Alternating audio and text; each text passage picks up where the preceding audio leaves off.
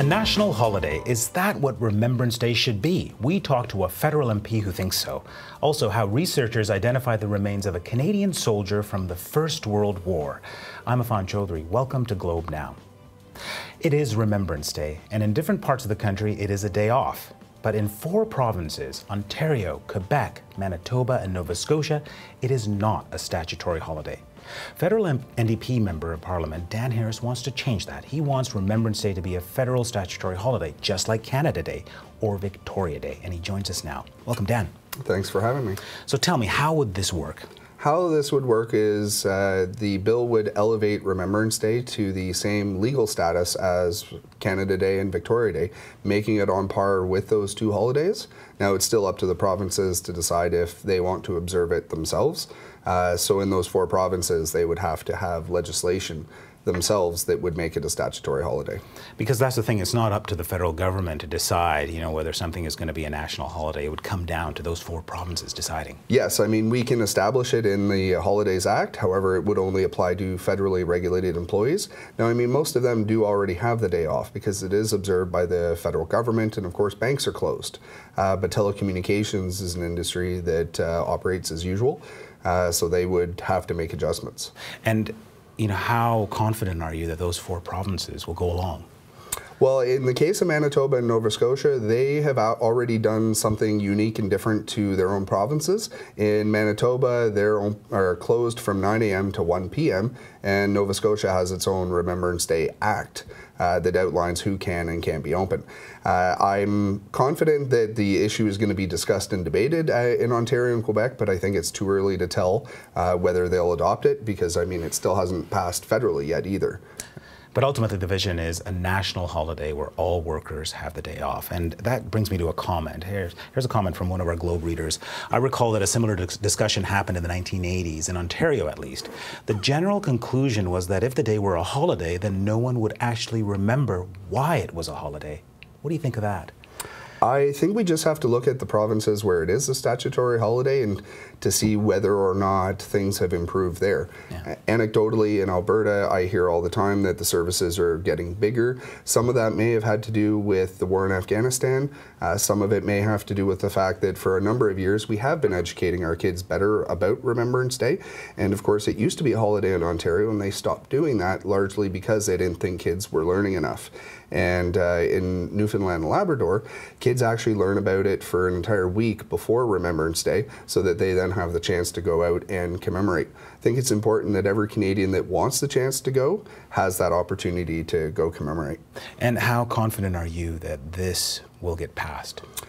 If it had been a month ago, I wouldn't necessarily have been very confident, but in the last few weeks there's been a lot of movement, especially on the government side. And the other thing, of course, was the unfortunate tragic events that happened in Saint-Jean-sur-Richelieu and in Ottawa itself, which really brought the issue home for parliamentarians and for many Canadians. It being Remembrance Day, I was wondering if you could take a moment just to talk a little bit about Harold Riley, your great-grandfather.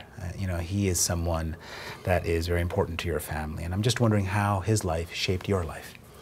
Well, he, of course, came over from England, settled originally in Montreal. When war broke out, he signed up and went overseas, and he served throughout the war. He was wounded on 3 separate occasions, in different instances, both arms and 1 leg. So he'd been shot multiple times. And he also met my great-grandmother while he was on leave, and they got married, and she came over as a war bride. So what thoughts go through your mind on Remembrance Day when it comes to your great-grandfather? I have to admit, I think about my grandmother a lot more because her and I used to go to the cenotaph together. But she also, as a teenager, worked at the munitions plant, and she worked there as a teenager and then signed up and served in the Canadian Women's Army Corps. My older great-uncle Bill also served in the Second World War, and that tradition of military history continues throughout my family to today, where I've had a couple of cousins that served in Afghanistan. It's amazing to think your great-grandfather was 22 years old when he enlisted, younger than you, yeah, and younger than I am right now. And I mean, that's most soldiers. I mean, they're younger than we are. They're barely beyond being teenagers. And it's just the incredible commitment that our Canadian forces have always had. Okay, Dan Harris, thank you very much. Well, we want to hear from you. Will making Remembrance Day a national holiday erode its place in our minds or strengthen it? Tweet us at Globe Now. More than 100 years after the outbreak of the First World War, the remains of Canadian soldiers are still being identified. There were nearly 68,000 Canadian deaths, and of that number, more than 19,000 soldiers have no known grave. Here's the story of one soldier who was recently identified thanks to a locket and some detective work. Private Halliday, he was from the 78th Battalion. He was one of 8 soldiers whose remains were recovered in 2006. There were first three found, and actually Halliday was part of that first 3. And then another 5 were found a few months later in 2007 by a 14-year-old boy, Fabien Demezel, and this was in his backyard. What we usually find are skeletal remains. There's also things like lots of ammunition and sort of rusted weapons and bayonets and knives and collar dogs. And that would also have their unit badge, again, 78th Battalion. I should also say we found a locket as well. So that was, a rare find, but it turned out to be an important one for Private Halliday.